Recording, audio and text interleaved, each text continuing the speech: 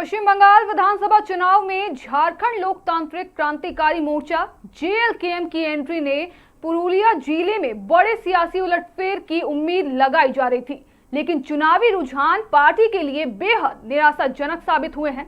पुरुलिया की बाघमुंडी और जयपुर सीटों पर चुनाव लड़ रही जयराम महतो की पार्टी अपना कोई खास प्रभाव छोड़ने में नाकाम रही, जिससे त्रिकोणीय मुकाबले की सारी संभावनाएं धरी की धरी रह गई।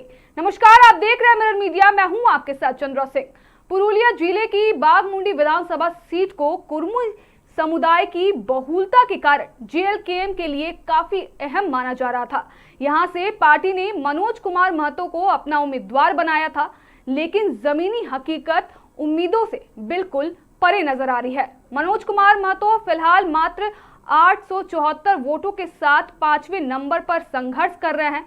इस कुर्मी बहुल इलाके में पार्टी का यह प्रदर्शन एक बड़ा झटका है। जिले की दूसरी अहम सीट जयपुर में भी पार्टी की स्थिति कुछ खास मजबूत नहीं दिख रही है। यहां से जेएलकेएम ने दिव्य ज्योति सिंह को मैदान में उतारा था।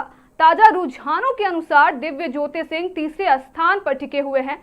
हालांकि बाघमुंडी के मुकाबले यहां स्थिति थोड़ी बेहतर दिख रही है, लेकिन जीत के अंतर और मुकाबले से वे काफी दूर हैं। जयराम महतो बंगाल के जंगल महल क्षेत्र में झारखंडी मूल के लोगों और सीमावर्ती मुद्दों को उठाकर अपनी राजनीतिक जमीन मजबूत करने की कोशिश कर रहे थे। ऐसा माना जा रहा था कि इन मुद्दों के सहारे जेएलकेएम की एंट्री से बाघमुंडी और जयपुर में सत्तारूढ़ तृणमूल कांग्रेस और भारतीय जनता पार्टी के लिए मुकाबला त्रिकोणीय हो जाएगा। हालांकि ताजा आंकड़ों ने यह साफ कर दिया है कि जंगल महल के मतदाताओं ने अभी भी टीएमसी और बीजेपी पर ही भरोसा जताया है और जयराम महतो की पार्टी मुख्य मुकाबले में अपनी जगह बनाने में पूरी तरह विफल नजर आ रही है। इसको लेकर सीधे जेएलकेएम के प्रवक्ता सुशील मंडल जुड़ रहे हैं। उनसे जानते हैं कि अभी क्या कुछ माहौल बन रहा है और उनकी पार्टी किस तरह से इसको देख रही है। सुशील जी, हमें बताइए कि पुरुलिया में जेएलकेएम ने ये दावा कर रही थी कि मुकाबला त्रिकोणीय होगा, लेकिन आपके जो दो कैंडिडेट हैं वो एक तीसरे स्थान पर बने हुए हैं और एक 5वें स्थान पर बने हैं, तो इसको लेकर आपका क्या कुछ कहना है? देखिए, सबसे पहले आपके जितने व्यूअर्स हैं सबको जोहार। और सबसे पहले तो हम लोग संघर्ष से जुड़े हुए पार्टी हैं, हम लोग जमीनी स्तर के पार्टी हैं और हम लोग चुनाव कभी जीतने के लिए नहीं लड़ते हैं, हम लोग हमेशा सीखने के लिए लड़ते हैं और जनता के साथ 24 घंटा खड़े रहने के लिए हम लोग अपनी उपस्थिति दर्ज कराते हैं। उसके बाद जहां तक बात करें जयपुर के लिए या बाघमुंडी की बात करें तो जयपुर में देख सकते हैं हम लोग तीसरे स्थान पर हैं। देश की दूसरी सबसे बड़ी पार्टी वहां कांग्रेस ने भी चुनाव लड़ा है, वो अभी हम लोग से पीछे चल रही है। तो निश्चित तौर पर जो हम लोगों ने जो आंकड़ा लगाया था, जनता ने जो आंकड़ा लगाया था, मीडिया ने जो आंकड़ा लगाया था, उसके कंपैरिजन में हमारा परिणाम थोड़ा निराशाजनक है।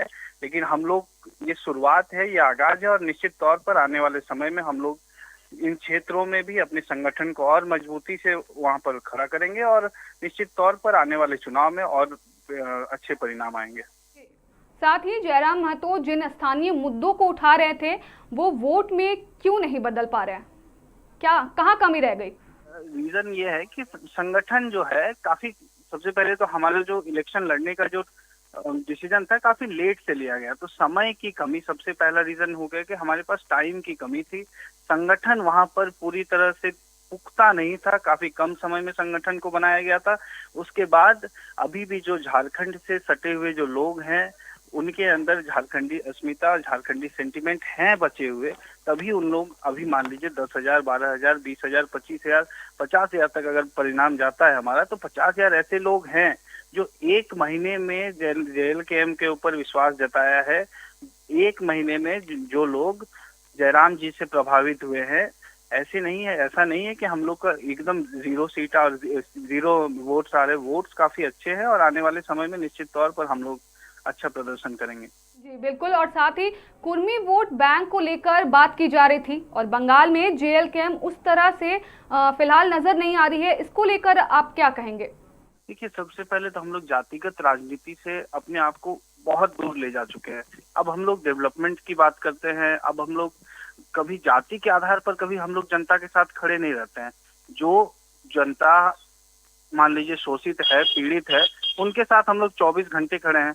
तो वहां पर हम लोग ये नहीं देखते हैं कि कौन कुर्मी है, कौन मंडल है, कौन आपका आदिवासी है, कौन आपका मुसलमान है। हम लोग 24 घंटा जनता के साथ खड़े रहते हैं। तो इस बात पर आकलन करना कि कुर्मी वोट कम आए, कुर्मी का वोटर ज्यादा था, तो अब हम लोग जातिगत राजनीति से आगे बढ़कर डेवलपमेंट की बात करते हैं। अब हम लोग जहां भी चुनाव लड़े, चाहे झारखंड में हो, चाहे बंगाल में हो, आने वाले समय में हम लोग और आस पड़ोस के राज्य में भी लड़ेंगे, तो केवल हम लोग डेवलपमेंट और जो लोग शोषित हैं उनके हक अधिकार के लिए लड़ेंगे। और निश्चित तौर पर JLKM आने वाले समय में देश में एक बड़ी पार्टी के रूप में नजर आएगी। बिल्कुल, लेकिन इस बात से भी दो राय नहीं कहा जा सकता है कि जब आपकी पार्टी खड़ी हुई थी तो ये जातिगत ही एक तरह से कह सकते हैं कि खड़े हुए थे, लेकिन समय के साथ आपने अपनी विचारधारा को बदला और अभी जो है आप कह रहे हैं को बचाने के लिए सड़क पर आए थे।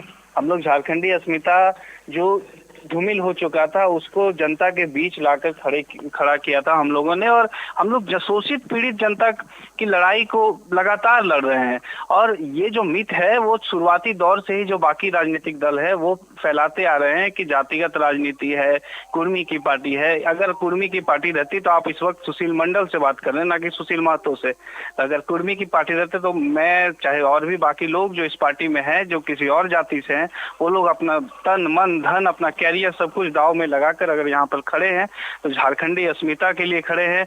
जहाँ पर बंगाल में शोषित लोग थे उनके लिए हम लोग एक छोटी सी लड़ाई लड़े।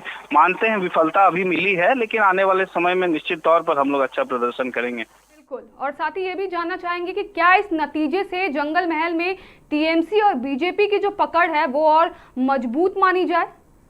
देखिए, लगभग जब से भारत आजाद हुआ है दोनों ही पार्टी वहां पर अपनी राजनीति कर रही है, चाहे TMC हो, कांग्रेस हो, भाजपा हो। तो वो लोग अपना जमीनी स्तर पर अब लगभग 50, 60, 70 सालों से राजनीति कर रही है।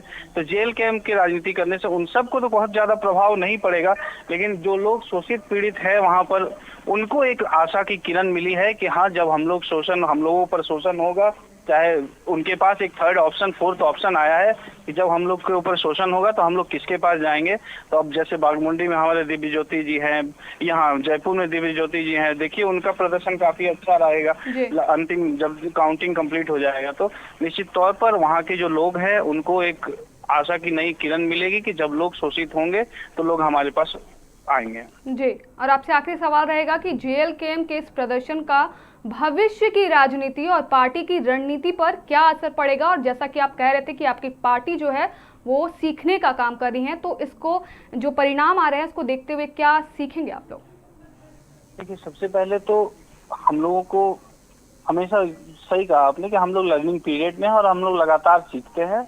और बंगाल के इस चुनाव में हम लोग संगठन पर और मजबूती से काम करने के ऊपर अपना फोकस करेंगे और झारखंड समेत तमाम अगल बगल के राज्य में हम लोग अपने संगठन को और मजबूती से वहाँ पेश करेंगे। जी, हमारे साथ जुड़े रहने के लिए बहुत बहुत धन्यवाद। आखिरकार जिस JLKM को जंगल महल की सियासत में किंग मेकर बनने की उम्मीद के साथ उतारा गया था, वह इस चुनाव में फैक्टर तक नहीं बन पाई। कुर्मी बहुल इलाकों में भी जिस पकड़ का दावा किया जा रहा था वो जमीनी हकीकत में कहीं नजर नहीं आई। बागमुंडी से लेकर जयपुर तक के रुझानों ने साफ कर दिया कि मतदाताओं ने फिलहाल भरोसा उन्हीं दलों पर जताया है जो पहले से मैदान में मौजूद थे। अब बड़ा सवाल यही है कि क्या जयराम महतो और उनकी पार्टी इस हार से सबक लेकर संगठन को मजबूत करेंगे या फिर यह सियासी प्रयोग यहीं थम जाएगा?